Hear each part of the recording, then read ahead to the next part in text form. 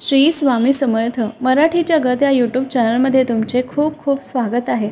आजच्या व्हिडिओमध्ये आपण सर्वपित्री अमावस्येच्या दिवशी आपल्याला कोणते उपाय करायचे आहे, त्याचप्रमाणे सर्वपित्री अमावस्येला कोणाचे तर्पण करायचे आहे, तसेच आपल्या पितरांचे या सर्वपित्री अमावस्येनंतर काय होते याविषयीची माहिती आजच्या व्हिडिओमध्ये बघणार आहोत। चला तर मग व्हिडिओला सुरुवात करूया।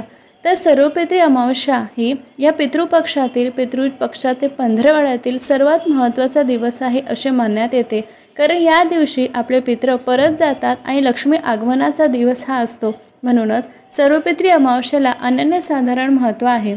या सर्वपित्री अमावस्येच्या दिवशी ज्याही कोणत्या पितरांची तिथी आपल्याला माहीत नसते त्या सर्व पितरांना तर्पण, पिंड, श्राद्ध या दिवशी घालण्याची पद्धत असते। या दिवशी अग्निघात सुद्धा या आपल्या पितरांसाठी अनेक ठिकाणी करत असतात।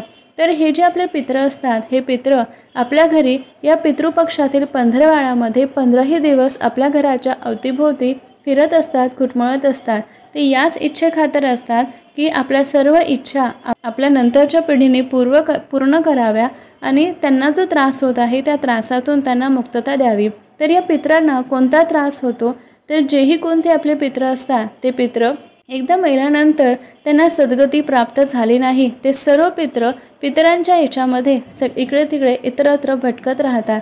पितरांच्या वेशातच ते इकडे तिकडे भटकत राहतात। म्हणून या सर्व पितरांच्या हे जे कोणतेही पितृ असतात त्या पितरांच्या इच्छा जर का आपण या काळामध्ये पूर्ण केल्या, योग्य विधीने त्यांना आपण त्यांचा मार्ग मोकळा करून दिला, तर ते या पितराच्या याच्यातून निघून जाऊन त्यांना सद्गती प्राप्त होते व त्यांचा समोरचा मार्ग मोकळा होतो आणि त्यांना नवीन जीवन प्राप्त होते। असं म्हणतात की जेही कोणते पितृ अचानकपणे मरण पावले, जसे कोणता अचानक आजाराने मरण पावले किंवा एखाद्या अपघातामध्ये मरण पावले, स्वतःच्या हाताने आत्महत्येने मरण पावले, एखादा ॲक्सिडेंट वगैरे झाला असेल त्यामध्ये मरण पावले, अटॅकने किंवा अशा कोणत्या गोष्टीने जे अचानक मरण पावले, तर त्या सर्व पितरांना सद्गती प्राप्त होत नाही। ते पितरांच्याच याच्यामध्ये भटकत राहतात।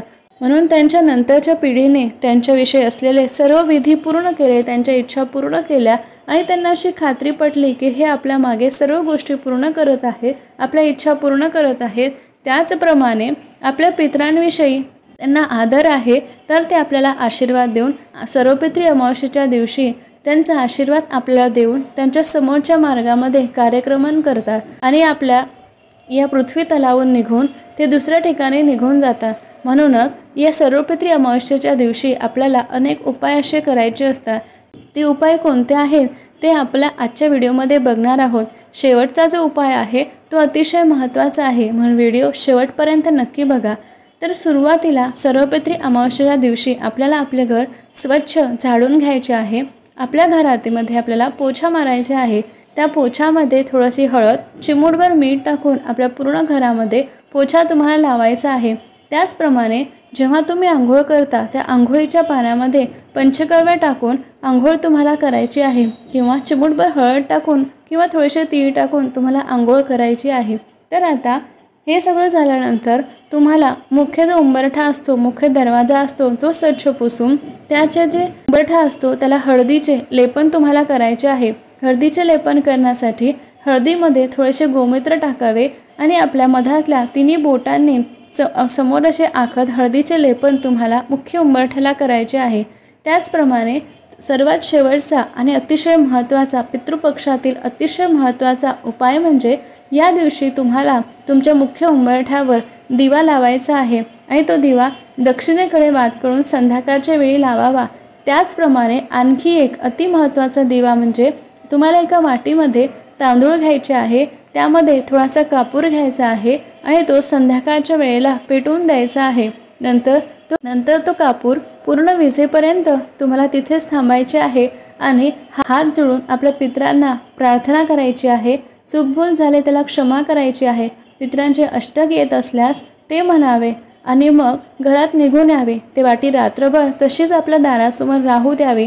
सकाळी उठल्यानंतर जे नवरात्रीच्या आणि त्या वाटी घेऊन ते जे तांदूळ असतात ते पक्ष्यांना टाकून द्यायचे आहे आणि त्या वाटीतले जे तांदूळ असतात ते तांदूळ ज्या ठिकाणी पक्षी येतात त्या ठिकाणी टाकून द्यायचे आहे, जेणेकरून पक्ष्यांनी ते खाल्ले तर आपला सर्व विधी सार्थक झाला असे समजण्यात येईल। तुमच्या घरी जर का पक्षी येत नसल्यास एखाद्या झाडामध्ये तुम्हाला ते तांदूळ टाकून द्यायचे आहे।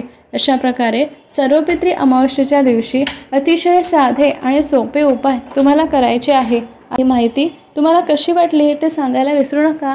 अशाच नवीन माहितीसाठी चॅनलला भेट देत राहा। व्हिडिओ आवडल्यास नक्की लाईक करा। धन्यवाद।